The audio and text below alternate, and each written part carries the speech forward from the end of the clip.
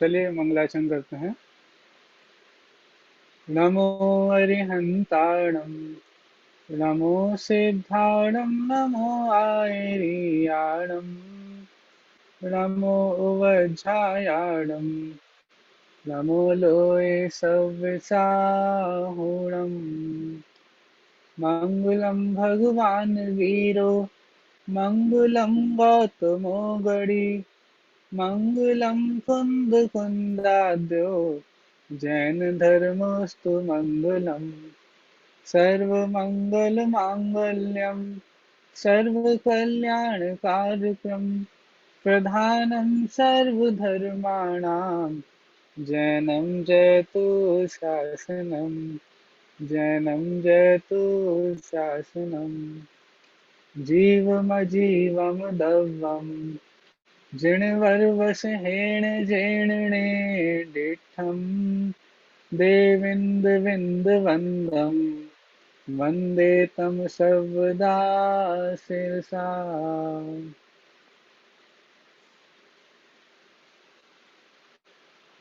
चलिए, हमने लास्ट जो जीव द्रव्य अधिकार, उसमें जीव द्रव्य अधिकार को पूरा करने के बाद अजीव अधिकार हमने चालू किया था, अजीव द्रव्य अधिकार चालू किया था। ये सारी की सारी चर्चा हमारी हो गई है।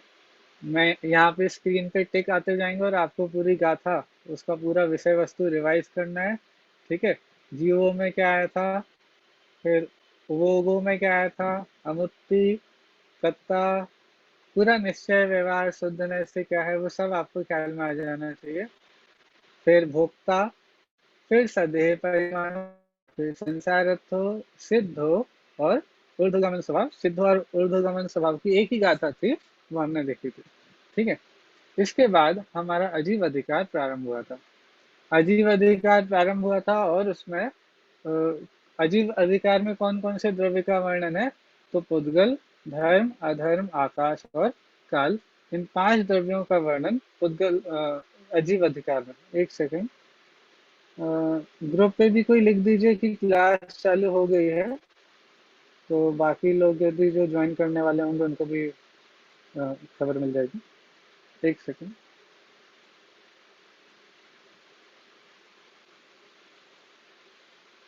चलिए। हाँ, तो इसमें हमने पुद्गल, धर्म, अधर्म, आकाश और काल इन द्रव्यों की चर्चा है।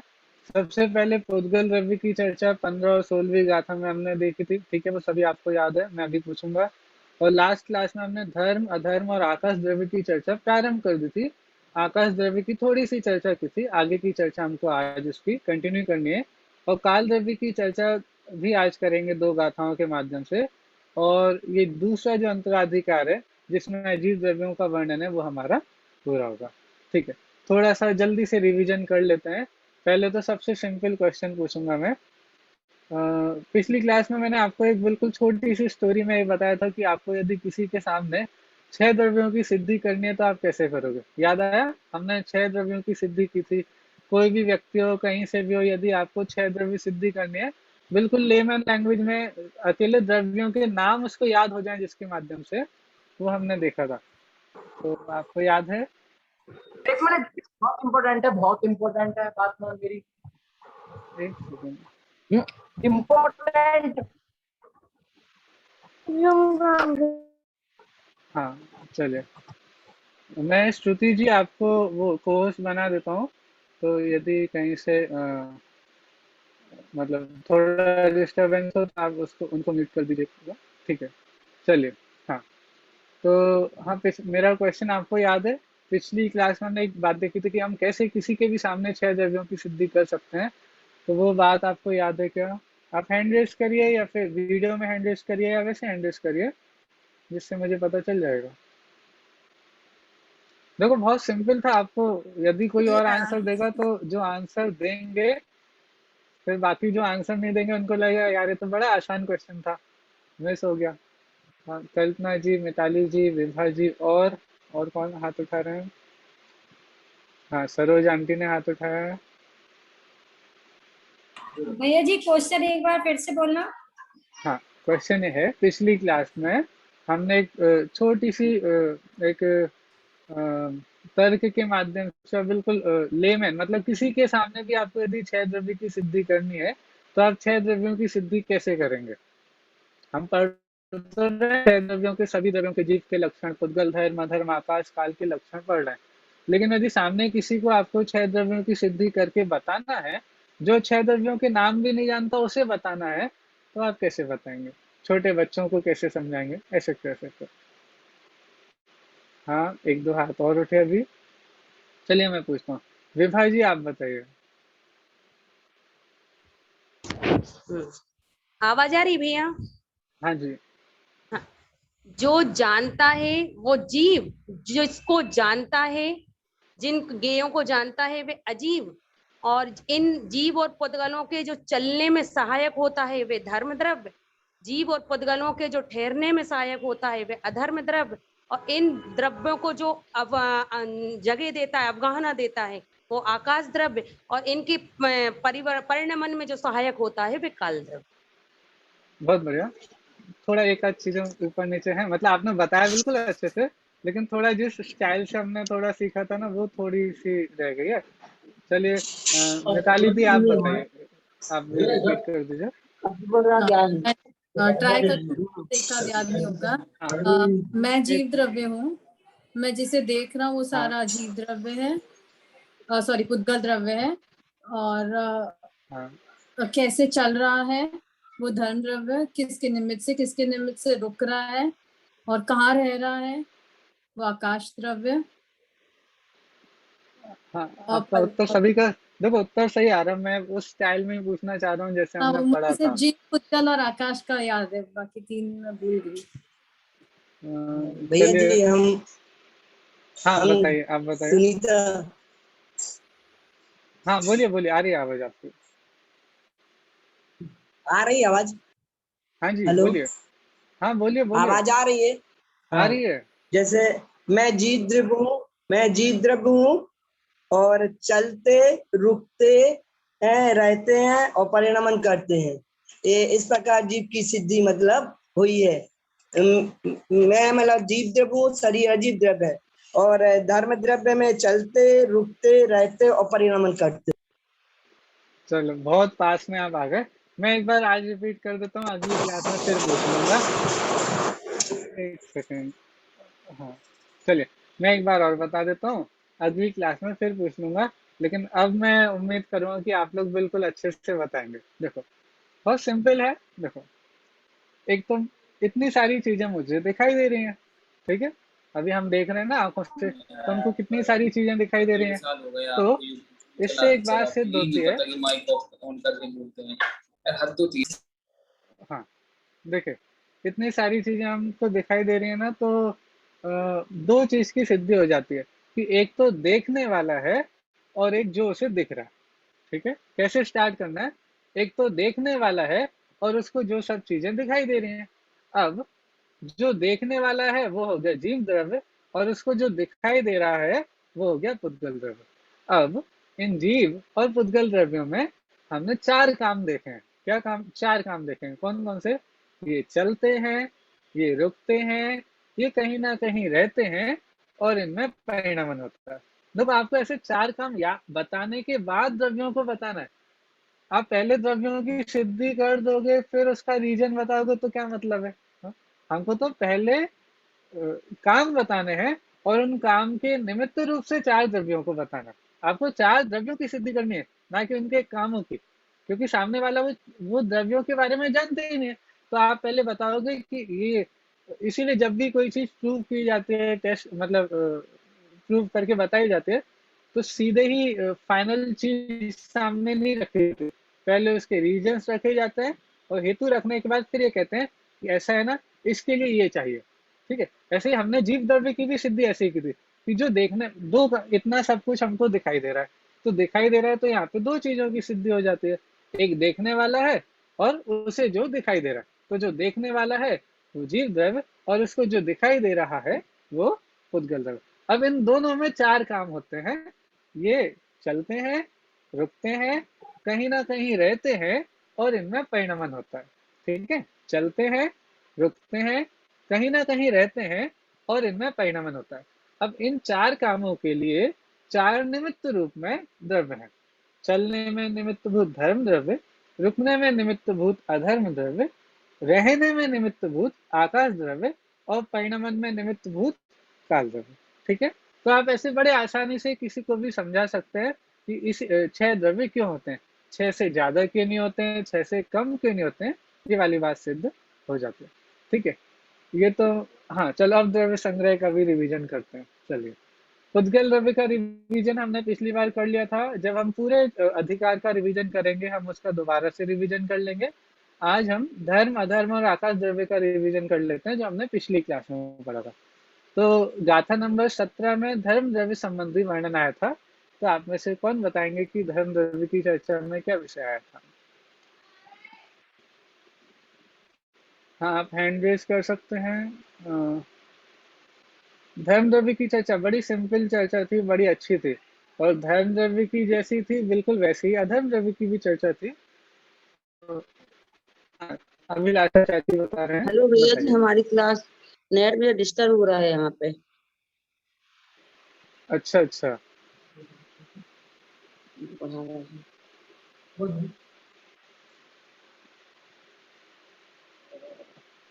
तो फिर अभिलाषा चाची बता रहे हैं।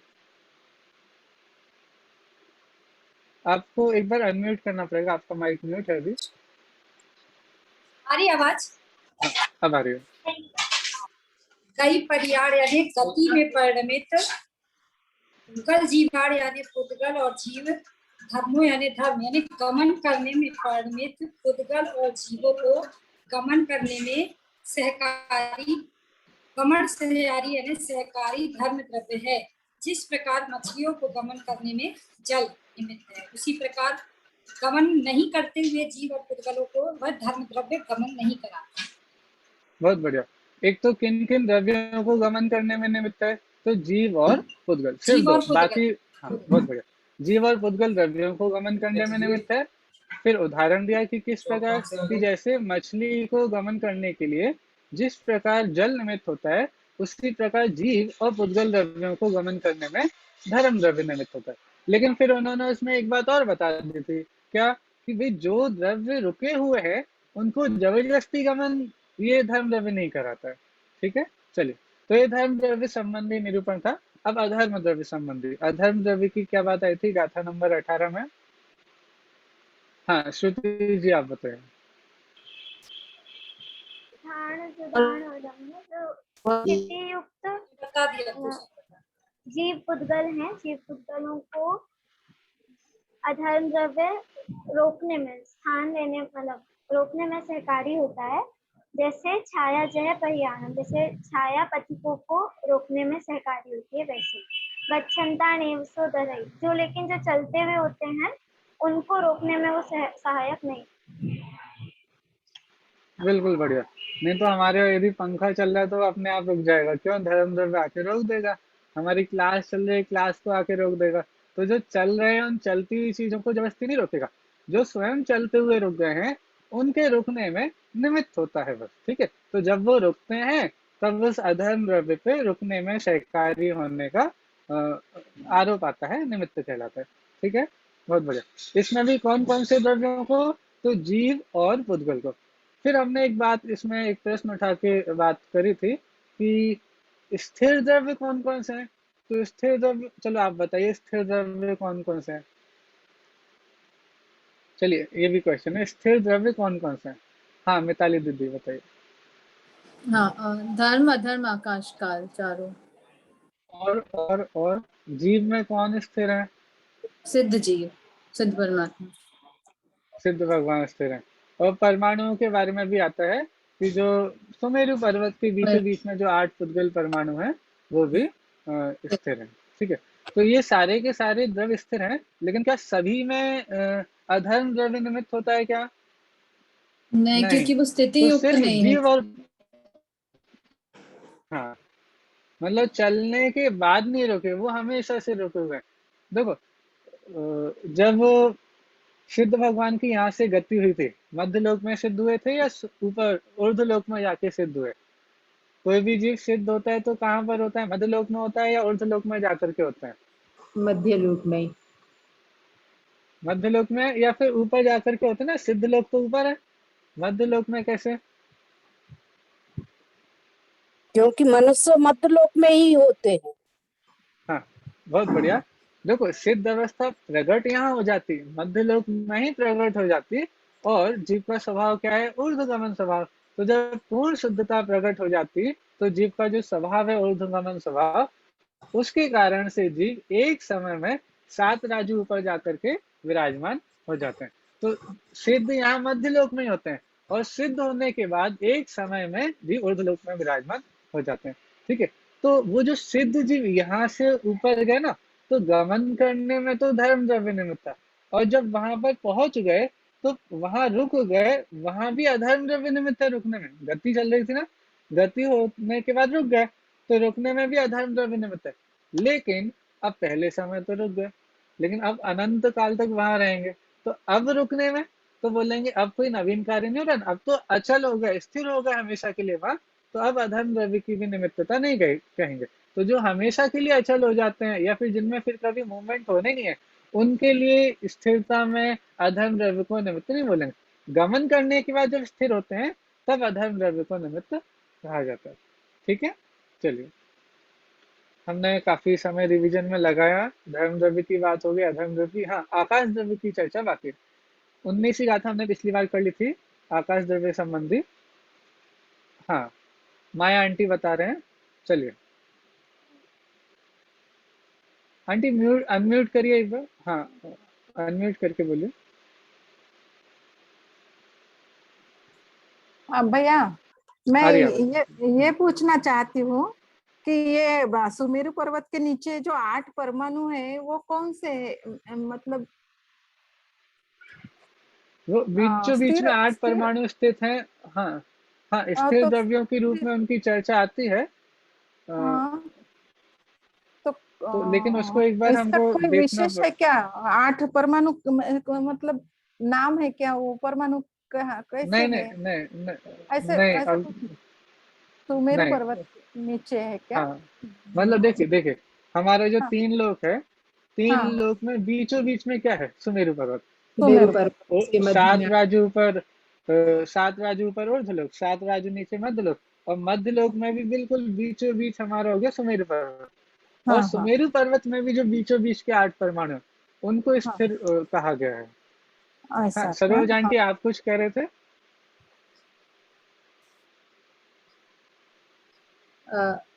मैं कह रही थी भैया, वो 8 पुद्गल परमाणु क्रियावर्ती शक्ति तो है, परंतु वो कभी गमन नहीं करते हैं। हाँ, क्योंकि वो पुद्गल द्रव्य है, तो पुद्गल द्रव्य होने से उनमें क्रियावती शक्ति तो है, लेकिन वो गमन नहीं करते। जैसे सिद्ध भगवान भी हैं, तो हमारे सिद्ध भगवान में भी क्रियावती शक्ति नामक गुण तो है, लेकिन क्रियावती शक्ति नामक गुण होने के बाद उनमें अब 12 से गमन होना ही नहीं है, ना वो मध्य लोक में आएंगे, ना सिद्ध लोक में यहाँ से वहां जाएंगे। जहाँ पे एक बार जाकर विराजमान हो गए, वहां पर ही हमेशा शादी अनंत काल के लिए विराजमान रहेंगे। ठीक है, चलिए। हाँ, हमारी 19वीं गाथा का रिवीजन जल्दी हो, फिर हम आगे बढ़े। आज का विषय हमारा अभी प्रारंभ ही नहीं हुआ है। हाँ, कौन बता रहे हैं? एंड बता रहे हैं 19वीं गाथा का विषय। 19वीं गाथा का। हाँ, आकाश द्रव्य की जो चर्चा हाँ, आई थी। आकाश द्रव्य यानी अवगाहनत्व का विशेष गुण है आकाश द्रव्य का। हाँ, और आकाश जीव पुद्गल धर्म अधर्म काल द्रव्य जगह देता है आकाश द्रव्य। हाँ, आकाश के लोकाकाश और आलोकाकाश 2 भाग है ना? हाँ, हाँ, हाँ, बहुत बढ़िया। और आकाश हाँ द्रव्य सभी द्रव्यों को, जीवादि को द्रव्यों को रहने का स्थान देता है, और देता है आकाश द्रव्य अवगाहन। 2 भागों में विभाजित हो जाता है, हाँ हाँ, लोकाकाश और अलोकाकाश। आकाश चलिए, द्रव्य के अनंत प्रदेश है। हाँ, और आकाश द्रव्य के अनंत प्रदेश में। बहुत बढ़िया। चलिए, अब हम आज का विषय प्रारंभ करते हैं। चलिए, हाँ, ये आप सभी को पता ही है, हम देख चुके हैं। ठीक है, इसके बाद आज हमारी गाथा नंबर 20 से हम चालू करते हैं। गाथा नंबर 19 में आकाश द्रव्य की चर्चा प्रारंभ हो गई थी, और बताया था कि आकाश द्रव्य 2 भागों में विभाजित हो जाता है, लोकाकाश और अलोकाकाश। हाँ, ये दो भागों में विभाजित भले हो जाता हो, लेकिन आकाश द्रव्य एक ही है। ठीक है, आकाश द्रव्य एक है और अखंड है। लेकिन हम व्यवहारी जीव, हम जहाँ लोक में रहते हैं ना, तो उसके हिसाब से हम इस आकाश द्रव्य को भी दो भागों में देखते हैं, लेकिन आकाश तो एक अखंड द्रव्य है। चलिए उनके लक्षण देखते हैं और उनके बारे में जानते हैं। कथा पढ़ेंगे। धम्मा धम्मा कालो पुद्गल जीवाय संति जावदिये आयासे सो लोगो तत्तो पर दो अलोगुत्तो। देखिए देखिए, अब हम इसकी वो देखते हैं, पहले वापस से ही देखते हैं। एक बार आप यहाँ से थोड़ा सा देखना हो तो देख लीजिए, लेकिन हम वापस वहां पर जाएंगे और यहाँ से देखेंगे। मैं आपको दिखाना चाहता हूँ। जाव दिए शब्द मिला आपको, बिल्कुल पहली लाइन का आखिरी शब्द जाव दिए। जितने प्रदेशों में आया से आकाश के जितने क्षेत्र में, जितने प्रदेश में, जितने में, ठीक है, जितने में, आकाश के जितने पार्ट में धम्मा धम्मा कालो पुद्गल जीवा, मतलब क्या हुआ? धम्मा धम्मा मतलब धम्मा और अधम्मा। ठीक है, लिखा क्या है? धम्मा धम्मा, पढ़ना क्या है? धम्मा धर्म और अधर्म। ठीक है, जैसे आपने पहली गाथा पढ़ी होगी ना, जीव, आप लोग क्या बोलते हो? जीवम, नहीं कैसे? जीवम जीवम। ठीक है, एक तो वो तो हम पढ़ते ही गलत है, उसे जीवम जीवम नहीं पढ़ा जाता है, जीव मजीवम पढ़ा जाता है। ठीक है, यदि आप जीवम जीवम पढ़ते हो तो वो गलत है, उसका सही प्रोनाउंसिएशन होगा जीव मजीवम दम्मम। ठीक है, तो यहाँ पे तो लेकिन वैसा नहीं है, यहाँ तो पढ़ना ही है धम्मा धम्मा। ठीक है, तो धम्मा धम्मा का अर्थ क्या हुआ? धर्म अधर्म। कालो पुद्गल जीवा, तो कितने द्रव्य हो गए? धर्म अधर्म काल पुद्गल और जीव। अब आप बोलोगे भैया लाइन से क्यों नहीं लिखे? तो वो तो गाथा बनानी है ना, तो गाथा को बनाने के लिए जैसे उसका प्रोनाउंसिएशन सही हो उस हिसाब से आगे पीछे थोड़ा हो जाता है। ठीक है, लेकिन यदि आपको क्रम याद रखना है तो वो जीव पुद्गल धर्म अधर्म आकाश काल वो क्रम है। ठीक है, चलो देखो क्या बोला अभी तक।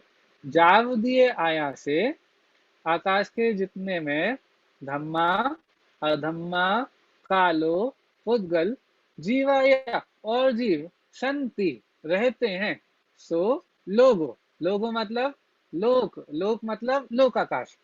ठीक है, जाव दिए आया से धम्मा अधम्मा कालो पुद्गल जीवा या संति सो लोगो, आकाश के जितने प्रदेश में धर्म अधर्म काल पुद्गल और जीव रहते हैं, सो वह लोकाकाश है। तत्तो पर दो अलोगुत्तो, और पर दो मतलब इससे उल्टा जो है, इससे अपर जो है, इससे इतर जो है, इससे अलावा जो है, इसके अलावा जो है वो अलोगुत्तो, अलोगुत्तो मतलब अलोकाकाश है। ठीक है, याद हो गया? गाथा से पूरा अर्थ ख्याल आ गया? तत्तो पर दो अलोगुत्तो मतलब इसके अलावा जो है वो अलोकाकाश है। किसके अलावा? लोगो, लोक के अलावा जो है वो अलोकाकाश है। और लोक क्या है?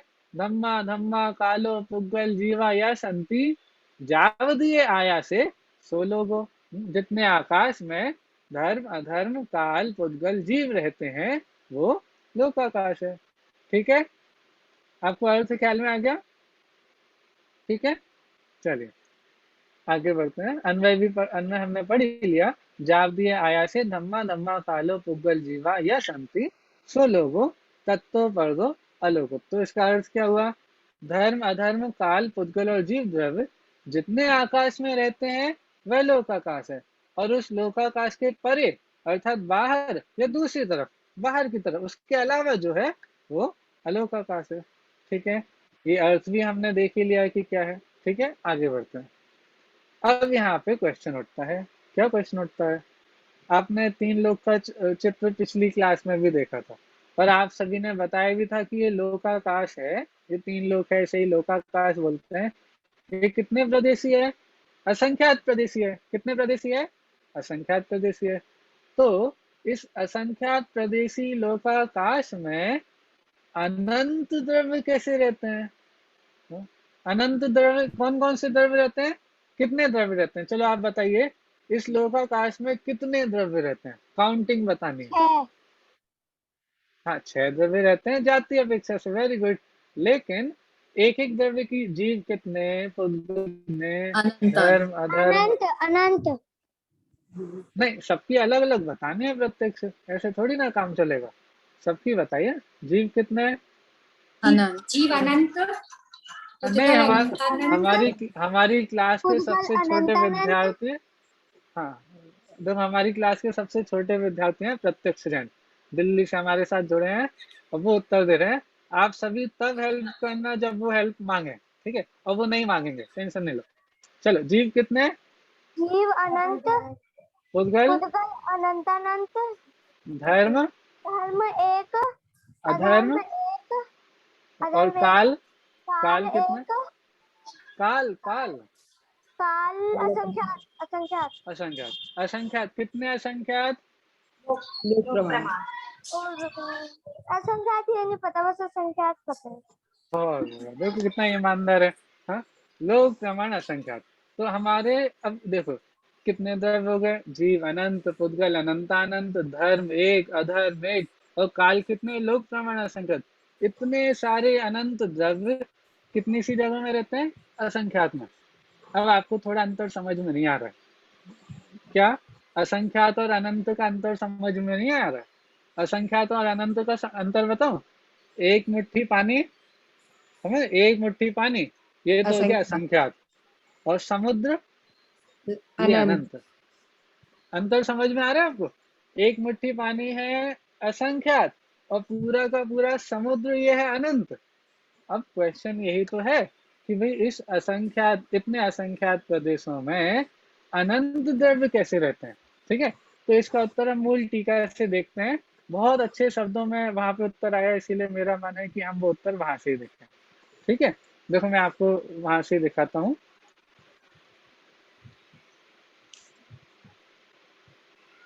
मूल टीका से हमें उत्तर देखते हैं।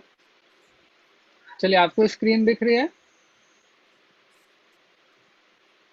हाँ स्क्रीन दिख रही है ना आपको, यस सर। चलिए देखिए। तो मैं देखो, हमारे अनितेश जी जब क्लास लेते हैं तो प्रश्न किसको उपस्थित होते हैं, विचित्र कुमार को होते हैं ना। किनको प्रश्न उपस्थित होते हैं, विचित्र कुमार को, और फिर क्लास आगे बढ़ती है। यहाँ पे टीका कौन लिख रहे हैं, आचार्य ब्रह्मदेव सूरी, ब्रह्मदेव सूरी। ग्रंथ की रचना किन्होंने की थी, आचार्य नैमिचंद सिद्धांति देव। किनके निमित्त से की थी, याद है आपको, सोम श्रेष्ठी, सोम नामक जो राज श्रेष्ठ है उनके निमित्त से। अब टीकाकार ने भी वही किया, क्या कि जो ब्रह्मदेव सूरी जी जो टीकाकार हैं, उन्होंने सोम नामक श्रेष्ठी, जो सोम राज श्रेष्ठी थे, उनके मुख से ही प्रश्न उपस्थित करा है। क्या प्रश्न उपस्थित करा है, हम पढ़ते हैं, देखो 20 नंबर की गाथा की टीका में देखो, यहाँ सोम नामक राज श्रेष्ठी प्रश्न करता है, हे भगवान, देखो कितने अच्छे से, हे भगवान, किन से बोल रहे हैं, आचार्य देव से बोल रहे हैं कि हे भगवान, केवल ज्ञान के अनंतवें भाग प्रमाण आकाश द्रव्य में, ये क्या मतलब हुआ कि भाई पूरे आकाश द्रव्य, जितना बड़ा आकाश द्रव्य है, उस पूरे आकाश द्रव्य के सामने लोकाकाश कितना है, अनंतवा भाग। उसके अलावा अलोकाकाश कितना है, बहुत बड़ा, बहुत बड़ा, ठीक है, अनंत गुना है। तो बोल रहे हैं केवल ज्ञान के अनंतवें भाग प्रमाण आकाश द्रव्य में, उसके भी अनंतवें भाग में सर्व मध्यम प्रदेश में बीच में लोकाकाश है, ठीक है। आकाश द्रव्य के बीचों बीच में कौन है, लोकाकाश है, लोकाकाश। और वह अनादि निधन है, किसी भी विशिष्ट पुरुष द्वारा न रचा गया है, न नष्ट होता है, न धारण किया जाता है, और न रक्षा किया जाता है।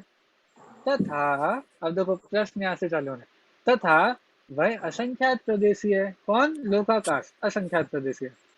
उस असंख्यात प्रदेशी लोक में अनंत जीव, उनसे भी अनंत गुणे पुद्गल, लोकाकाश प्रमाण असंख्यात काल द्रव्य, प्रत्येक लोकाकाश प्रमाण ऐसे धर्म और अधर्म, ये दो द्रव्य, ये पदार्थ किस प्रकार अवकाश प्राप्त करते हैं। प्रश्न समझ में आया कि इतने असंख्यात प्रदेश बराबर जो लोकाकाश है, उसमें इतने सारे द्रव्य कैसे रहते हैं, अनंत जीव, अनंत अनंत पुद्गल, एक धर्म एक अधर्म और असंख्यात काल द्रव्य, इतने सारे द्रव्य कैसे इस छोटे से लोक में रहते हैं। तो इसका उत्तर उदाहरण के माध्यम से आचार्य देव देते हैं। देखो, भगवान उत्तर देते हैं, अर्थात आचार्य देव को भगवान बोले, आचार्य नेमिचंद सिद्धांत चक्रवर्ती को ही भगवान के रूप में बोले। देखो, भगवान उत्तर देते हैं, एक दीपक के प्रकाश में अनेक दीपकों का प्रकाश। हाँ? आपके अभी रूम में कितनी लाइट चालू है, सब देख लो। एक लाइट चालू हो तो कोई बात नहीं, जिनके रूम में 4-4, 5-5 लाइट एक साथ चालू हो, तो अब एक ही रूम में जब एक लाइट चल रही थी और आपको दूसरी लाइट चालू करनी है, तो वो दोनों साथ में उनका प्रकाश कैसे रहेगा? भाई एक लाइट चालू कर ली तो रूम में उजेला हो गया, अब दूसरी लाइट चालू करके उसका उजेला कैसे आएगा इस रूम में? भाई पहले इस वाले उजेले को बाहर करना पड़ेगा, फिर दूसरी लाइट चालू करेंगे, तब दूसरी लाइट का उजेला इस रूम में आएगा। चलो ये चलो, आपने वो कलरफुल वाली लाइट देखी है, बहुत सारे कलर की लाइट होते हैं। हाँ? तो जब आप कोई आप लोगों में से पेंटिंग भी करते होंगे ना, तो जब आप ब्लू कलर और येलो कलर मिलाते हैं तो कौन सा कलर बन जाता है? ग्रीन। ठीक है, ब्लू कलर और येलो कलर मिलाते हैं तो ग्रीन कलर बन जाता है। अब मैंने रूम में 2 लाइट लगा दी, एक ब्लू कलर की और एक येलो कलर की। अब बताओ कौन सी रोशनी होगी रूम में? दोनों मिल जाएंगी ना, मिल जाएंगी तो कौन सी रोशनी होगी? मान लो इस दीवार पे मैंने ब्लू लाइट लगाई है तो इसकी रोशनी इस दीवार पे जानी, उस दीवार पे येलो लाइट लगाई है, उसकी रोशनी इस दीवार पे आएंगी। अब लेकिन बीच में तो वो आपस में मिल जाएंगे, तो मिल जाएंगी तो फिर उनकी रोशनी कौन सी हो जाएगी? ग्रीन कलर की हो जाएगी ना? नहीं होगी। हाँ, आप इस दीवार पे ब्लू लाइट लगाइए, इस दीवार पे रेड येलो लाइट लगाइए, तो भी उनकी रोशनी वैसी की वैसी रहेगी। हाँ, ब्लू की ब्लू आएगी और येलो की येलो आएगी। इसका मतलब कि उस प्रदेश में, उस रूम में आपकी येलो लाइट भी रह रही है, ब्लू लाइट भी रह रही है, और दोनों के रहने में कोई परेशानी नहीं है। हाँ? तो भाई उत्तर दिया, एक दीपक के प्रकाश में अनेक दीपकों का प्रकाश जैसे आ जाता है, ऐसे ही उसी असंख्यात प्रदेशी लोक में बहुत सारे द्रव एक साथ उसी प्रदेश में रहते हैं। और एग्जाम्पल देखिए, एक गूढ़ रस की शीशी में बहुत सा सोना। अब ये आजकल हम लोगों को तो समझ में नहीं आएगा, पहले ऐसा होता था। कैसा होता था कि कोई रसायन होता होगा, ठीक है, कोई रसायन, कोई केमिकल या कुछ भी, ठीक है, उसे गूढ़ रस बोला है, कोई रसायन होता होगा। अब उसमें जितना भी सोना आप डालते जाओ, जितना सोना डालते जाओ, वो उसी में एड अप होता जाता होगा, लेकिन वो उसी में मिलता जाता होगा। आपको बाहर से देखेंगे नहीं कि इसमें सोना है, ठीक है, क्यों? क्योंकि आपने उसमें डाला, वो उसमें डिजोल्व हो गया और वो होता जा रहा है। आप कितना ही सोना डालते जाओ, वो उसमें डिजोल्व होता जा रहा है। अब आपको लग रहा है वो इतनी सी शीशी में कितना सोना कहाँ जा रहा है भैया ये? हाँ? जैसे बहुत लोग ज्यादा खाते हैं तो हम उनके बारे में सोचते हैं ना, भाई इतना खाते हो, जाता कहाँ है? हाँ? वैसे थोड़ा सा इसका उदाहरण हो जाए। तीसरा उदाहरण बहुत अच्छा है, जिससे बात पूरी अच्छे से क्लियर हो जाएगी। देखो, राख से भरी एक राख से, हाँ, बहुत अच्छा उदाहरण है। एक आप घड़ा लीजिए या कोई भी बर्तन लीजिए, हम तो बोले एक गिलास लीजिए, ठीक है। अब उस एक गिलास में राख जो होती है उसे फुल भर दीजिए, बिल्कुल ऐसा भर दीजिए कि उसमें और राख बिल्कुल नहीं आ पाए। राख तो जानते हो ना आप लोग, जैसे लकड़ी जलाते हैं तो जो राख हो जाती है, और भी कोई भी ईंधन जलता है तो राख होती है। तो अब वो राख से आपने उस गिलास को पूरा भर दिया, आपने पूरा भर दिया। अब लाइए दूध, क्या लाइए? दूध। थोड़ा थोड़ा ऊपर से डालना चालू करिए। कितना? उस आप देखेंगे उस गिलास में एक गिलास दूध और आ गया। हाँ? एक गिलास जिसमें राख पूरी भरी हुई थी, बिल्कुल फुल थी, उसमें आपने एक गिलास दूध और डाल दिया। अभी रुको, अभी और डालेंगे कोई। देखो, वो डाल दिया, दूध डाल दिया। अब आप लाइए कील, होती ना छोटी पतली पतली सुई होती है, सुई सुई होती है ना, सुई होती है, कील होती है। अब आप उसमें एक एक करके सुई डालते जाइए, कितनी कि उस गिलास बराबर, एक गिलास में सुई भर के लाइए, और पूरा गिलास एक एक करके डालते जाइए, और पूरी एक गिलास सुई इसमें चली जाएगी। हाँ, अब आप लोग होमवर्क में कर सकते हो, करना हो तो, लेकिन यदि यहाँ विश्वास हो गया तो कोई दिक्कत नहीं, ऐसा होता है, ठीक है। तो उस एक गिलास में जब पूरी जगह राख ने ले ली थी, तो फिर दूध के लिए जगह कहाँ से आ गई, फिर सुई के लिए जगह कहाँ से आ गई? तो भाई उस लोक में, उस लोकाकाश में, उस आकाश के प्रदेशों में उन सबको अवगाहन देने की शक्ति एक साथ विद्यमान, वो एक साथ सभी द्रव्यों को अवगाहन देने की सामर्थ्य रखता है, ठीक है। तो देखिए उदाहरण पढ़ते हैं पूरा। राख से भरे घड़े में सुई में सुई ऊँटनी और का दूध। ऊँटनी का दूध जिस प्रकार समा जाता है, तो ये 3 दृष्टांत हो गए, ठीक है। दीपक का प्रकाश, एक दीपक के प्रकाश में दूसरे दीपक का प्रकाश, ठीक है। गूढ़ रस की शीशी में बहुत सारा स्वर्ण चला जाता है। और तीसरा, राख से भरे हुए घड़े में आप सुई भी डाल दो, ऊँटनी का दूध भी डाल दो, वो सब समा जाएगा। ठीक है, तो इस प्रकार विशिष्ट अवगाहन शक्ति के कारण असंख्य प्रदेशी लोक में भी पूर्वोक्त पदार्थों के अवगाह में विरोध नहीं आता। नहीं ठीक है, आता। इस प्रकार माध्यम से आचार्य देव ने किया कि सारे के सारे द्रव्य, अनंत द्रव्य, जीव अनंत, पुद्गल अनंतानंत, धर्म अधर्म एक एक, और लोक प्रमाण असंख्यात कालाणु, वो सभी उतने क्षेत्र में आ जाते हैं। ठीक है, हाँ भैया, अब ऊँटनी का आपको दूध लग का रहा हो, विशेष उदाहरण क्यों दिया? अब ये ऊँटनी तो के हमको दूध नहीं में कोई पता, विशेषता होती है? होगी सही, इसीलिए उसका ही दिया है। बाकी इतना तो से पता तो है भैंस घड़े का। में पानी भी उतना ही समा जाता है जितनी भी राख होती है। हाँ, तो वो राख, और मेरे हिसाब से कुछ ऐसा होगा, वो ज्यादा पतला होता होगा ऊँटनी का दूध, डेंसिटी थोड़ी कम होती होगी उसकी, वही होगा कारण। और क्या, हम लोगों ने जो डेंसिटी वाला कॉन्सेप्ट है, अलग अलग एलिमेंट की अलग अलग डेंसिटी होती है, तो वही कारण होगा थोड़ा। चलिए, ठीक है, इतना आपको बड़े अच्छे आचार्यों के शब्दों में हमने ये बात पढ़ ली। ठीक है, इसमें और भी थोड़ी बात है, लेकिन वो अभी हम रहने देते हैं, हम वापस अपने विषय पर आते हैं। लेकिन आप लोग जरूर मूल गाथाओं को और उनकी टीकाओं को देखा करें। अभी हम वापस अपने पीपीटी पर आते हैं। देखिए, चलिए, तो हमने ये वाला प्रश्न का उत्तर देख लिया कि असंख्य प्रदेशी लोकाकाश में अनंत द्रव्य कैसे रह लेते हैं।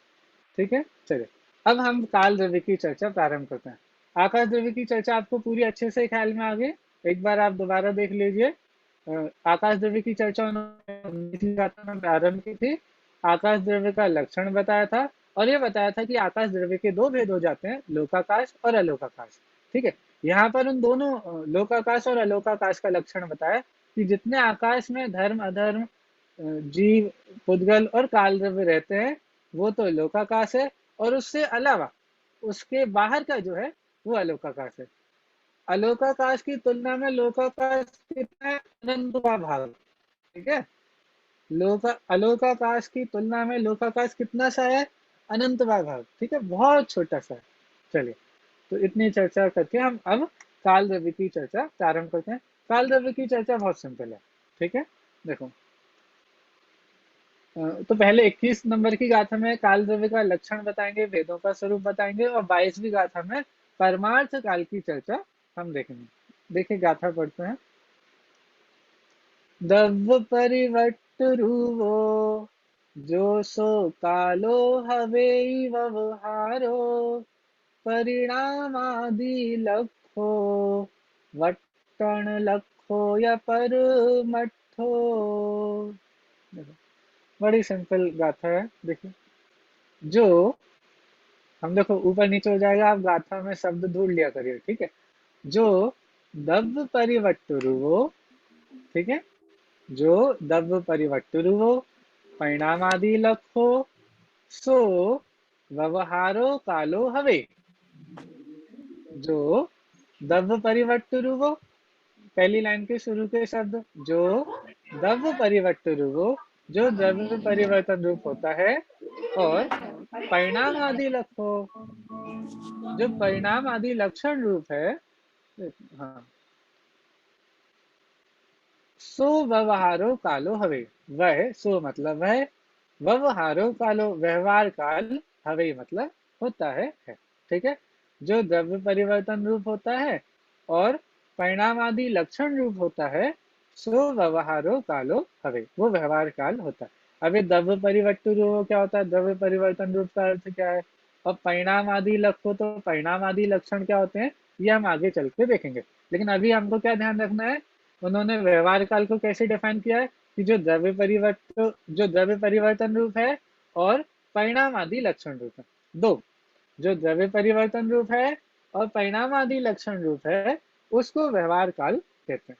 ठीक है, और निश्चय काल के लिए क्या बोल रहे हैं?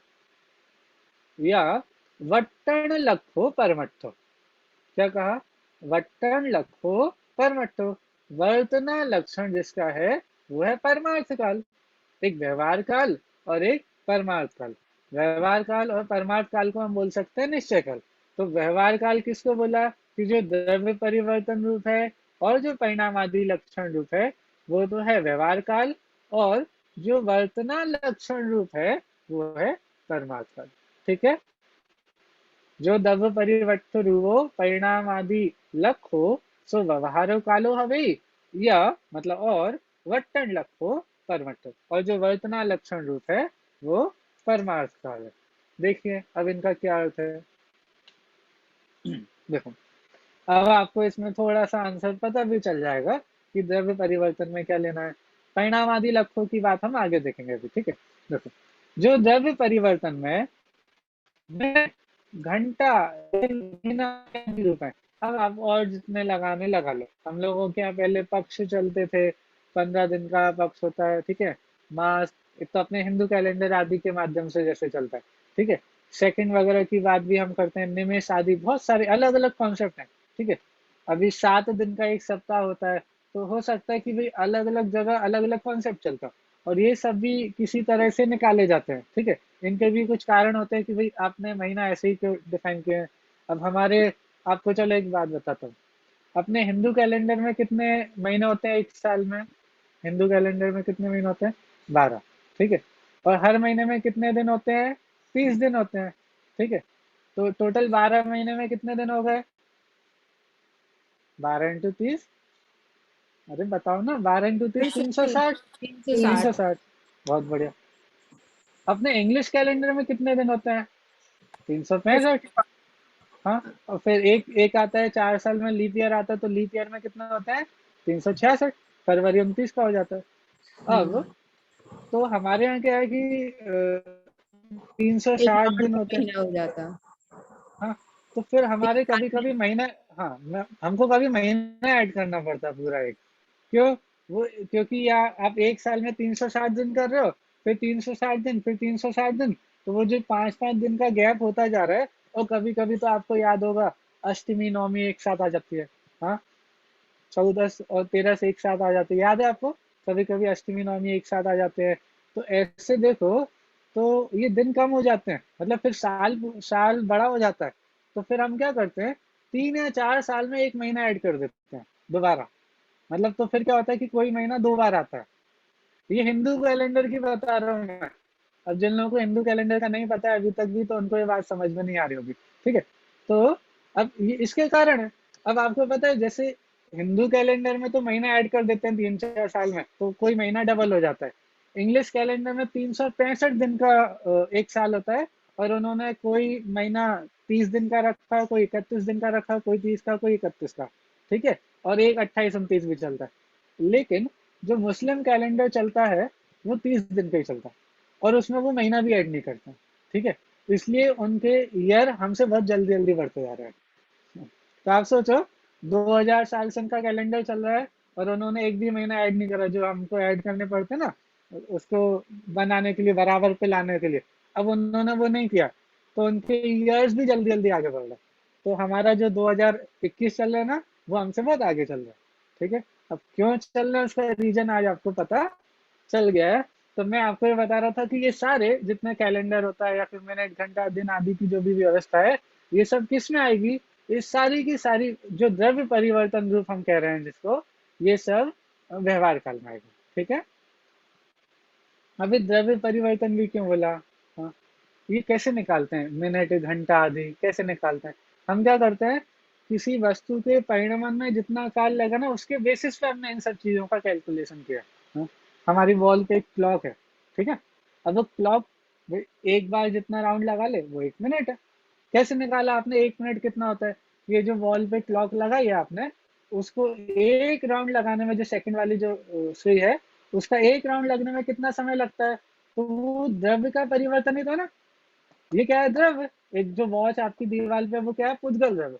उसका एक पर्टिकुलर एक्टिविटी, एक सुई यहाँ से वापस यहाँ पर आने में कितना टाइम लगता है, उसको आपने बोला 1 मिनट।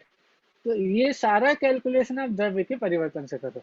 ये तो फिर भी हमने घड़ी का एग्जाम्पल ले ले, बाकी और भी चीजों का एग्जाम्पल चलते हैं बिल्कुल।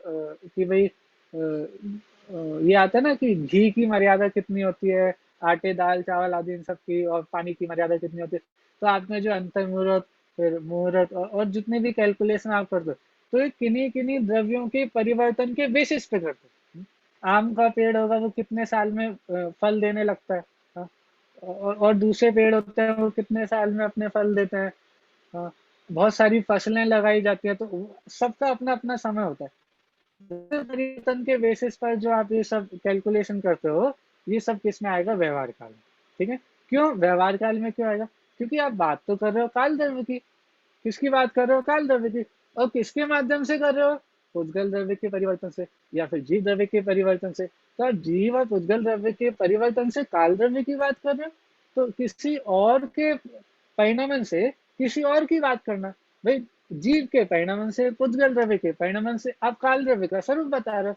बता तो रहे हैं काल द्रव्य का ही स्वरूप, लेकिन किसके निमित्त से, किसके हेल्प से बता रहे हो? कि जीव और पुद्गल के परिणमन के हेल्प से। इसलिए इसको कहेंगे हम व्यवहार काल। ठीक है, ये ध्यान रखना, व्यवहार काल जीव और पुद्गल की पर्याय नहीं है। व्यवहार काल है तो काल द्रव्य, लेकिन आपने जीव और पुद्गल के परिवर्तन के निमित्त से किया ना, इसीलिए हम उसको व्यवहार काल बोल रहे हैं। फिर से, जो व्यवहार काल है वो काल द्रव्य की ही पर्याय है। जो व्यवहार काल है वो काल द्रव्य की ही पर्याय है, लेकिन आपने उसका निरूपण जीव द्रव्य के परिणमन या पुद्गल द्रव्य के परिणमन के निमित्त से किया है, इसलिए हम उसको व्यवहार काल बोल रहे हैं। ठीक है, ये आपको ख्याल में रहेगा। ठीक, तो जो द्रव्य परिवर्तन में मिनट, घंटा, दिन, महीना इत्यादि रूप है और परिणमन आदि लक्षणों से जाना जा सकता है, वह व्यवहार काल है। और वर्तना लक्षण वाला वो परमार्थ काल है। परमार्थ काल का क्या बताया? कि जो वर्तना लक्षण है। ठीक है, अब वर्तना लक्षण, इसके भी एग्जाम्पल लाएंगे, हम देखेंगे। ठीक है, इसके आचार्य देव ने टीका में 2-3 बहुत अच्छे अच्छे एग्जाम्पल दिए, वो हम देखते हैं।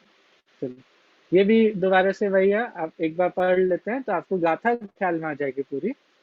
जो द्रव्य परिवर्तन में मिनट, घंटा, दिन, महीना इत्यादि रूप है और परिणमन आदि लक्षणों से जाना जा सकता है, वह व्यवहार काल है।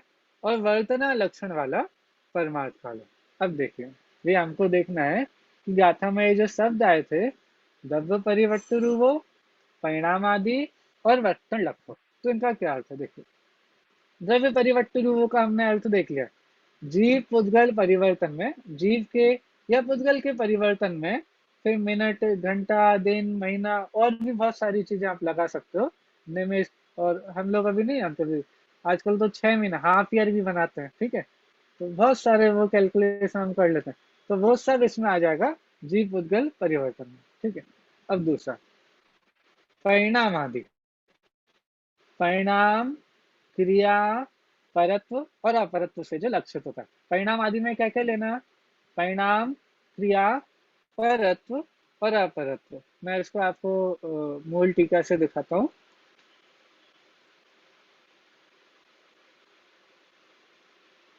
हमारा समय बड़ी जल्दी हो जाता है, पता ही नहीं चलता है समय कैसे हो गया।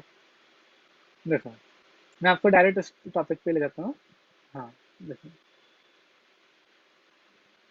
देखो, ये तो हो गया, हमारा पहला वाला पॉइंट हो गया था। दूसरा वाला देखते हैं।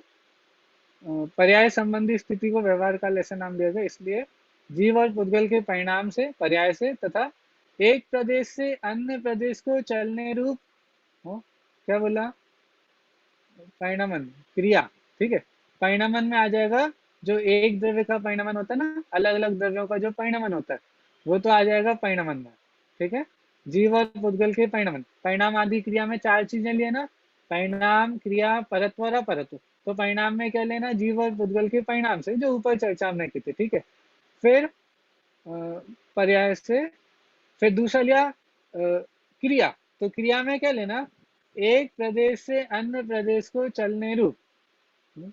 जैसे एक जगह से दूसरी जगह को आप जाओगे, तो हम कैसे कैलकुलेट करते हैं? वे झांसी से नहीं, झांसी से नहीं, मुंबई से पुणे कितना दूर है? 3 घंटे।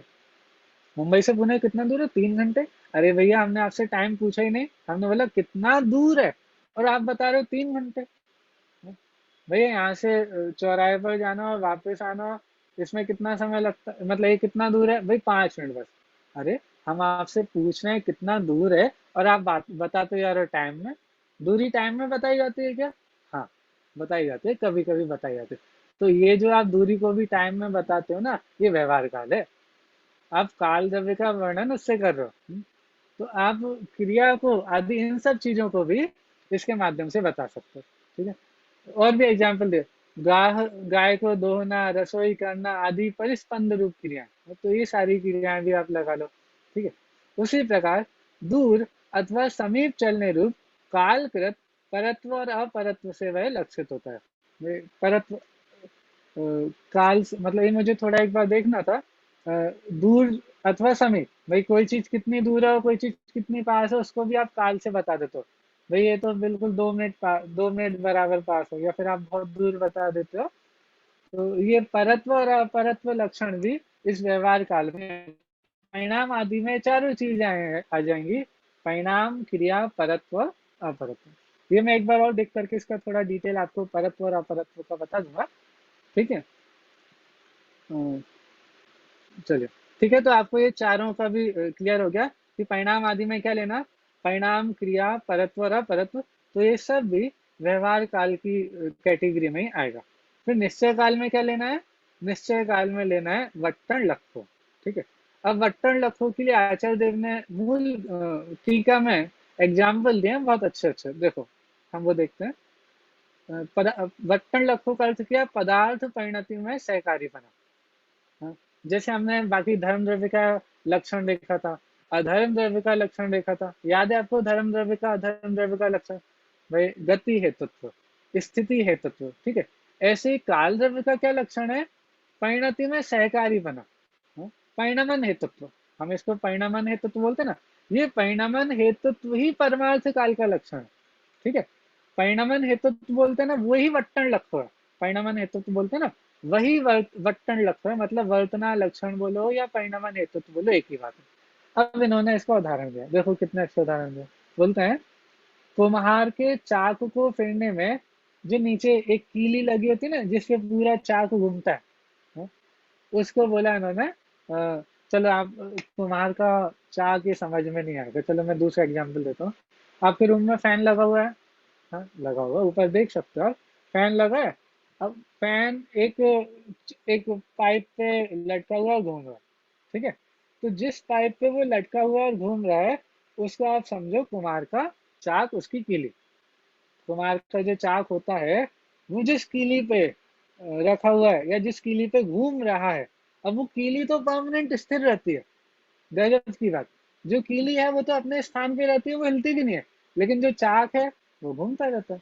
जो फैन का जो डंडा है वो नहीं घूमता और उसकी पंखुड़ियां वो घूमती रहती है।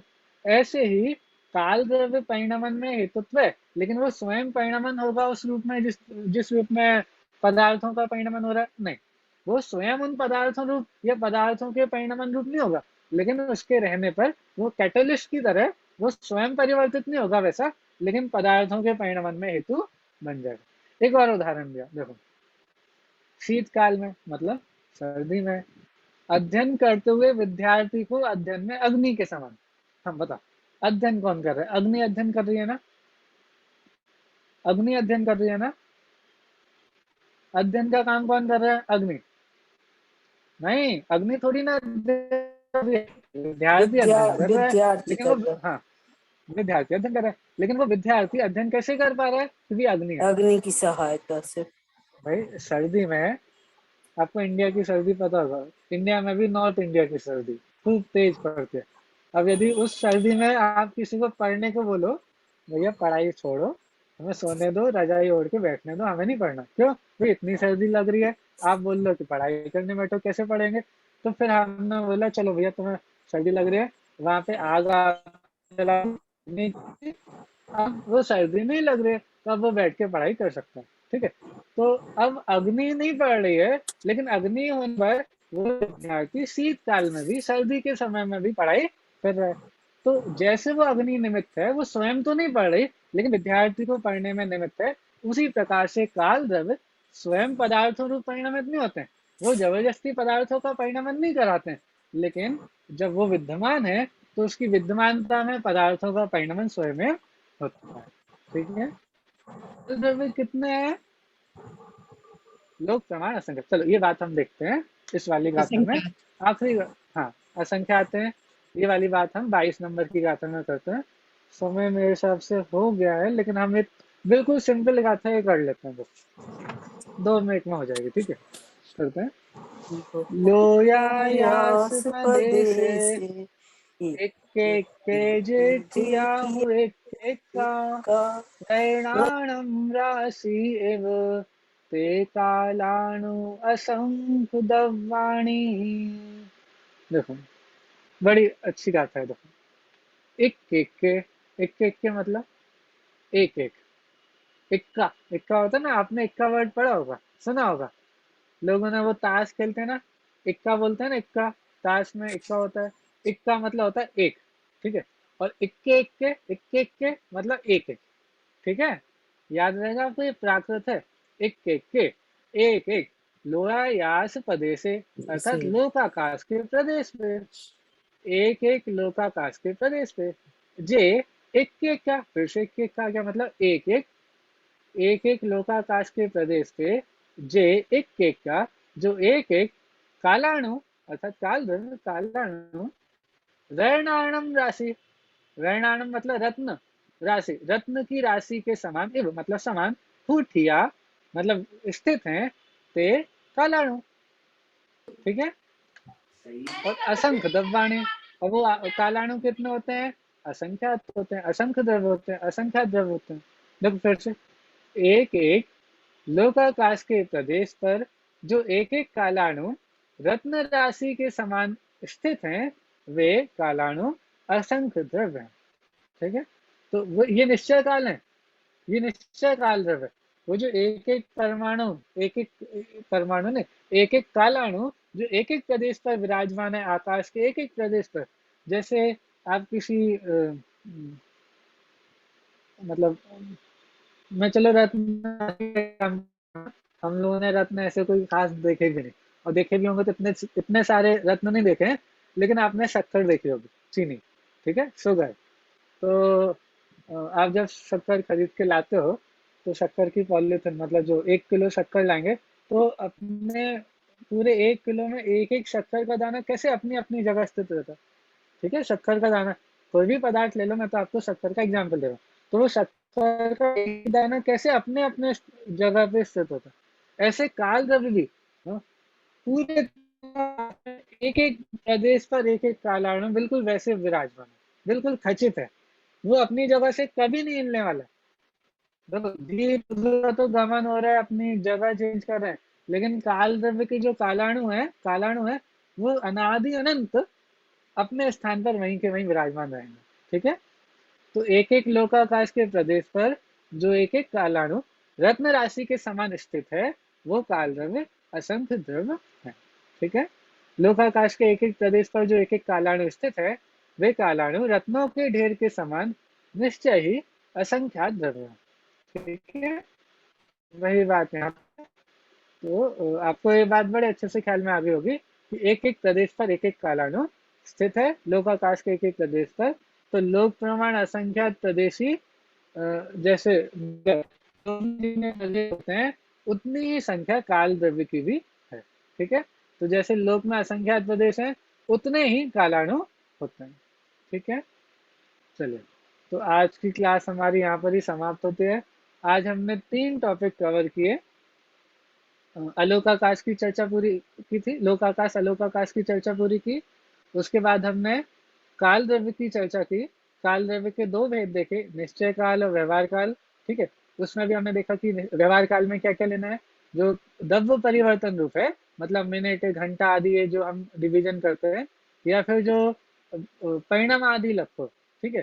तो परिणाम आदि लक्ष्यों में क्या लेना है कि परिणाम, क्रिया, परत इनको लेना है। तो ये सारे के सारे व्यवहार काल है। और जो वर्तना लक्षण युक्त है, अर्थात जो परिणाम हेतुत्व जो उसका मूल लक्षण है, वो चला जाएगा निश्चय काल में, ठीक है। तो इस तरह से निश्चय काल और व्यवहार काल की चर्चा की।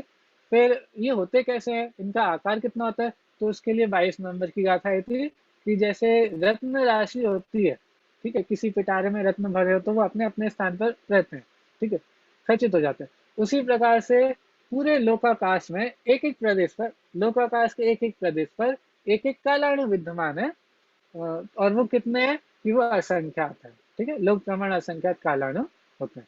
तो आज इतनी चर्चा हमने की, आप लोग इसका रिवीजन भी करना, और जो परत्व परत्व की चर्चा है इसको मैं हमारा जो टीका आदि में से देख करके मैं इसकी चर्चा थोड़ी और डिटेल में ग्रुप पे फॉरवर्ड करूंगा।